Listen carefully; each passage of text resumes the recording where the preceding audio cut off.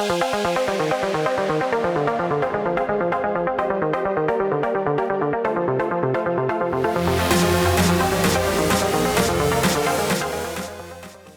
I remember in my private conversations, it was always kind of talking about, are you looking at the New Mexico side? What do you think about Biden and the moratorium and all this?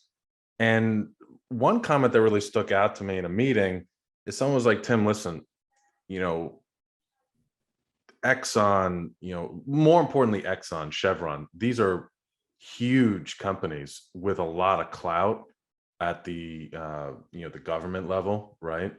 And there's no way that they're going to let New Mexico, because of the rock quality, just fall by the wayside. The other argument was New Mexico's state tax income is so reliant on oil and gas revenues, right? The school system, all that. But a couple people in conversation said Washington will let New Mexico die in the vine if they have a broader agenda.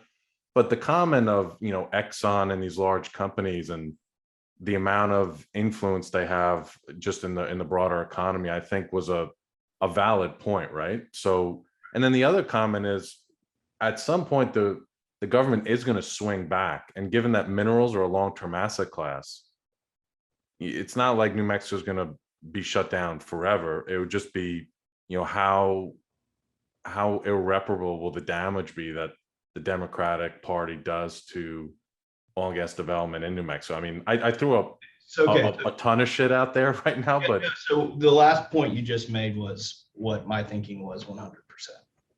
I was willing, and I'm, it's not like there's risk, because they did do a moratorium on permits, and that was real, and the permit volume did go down.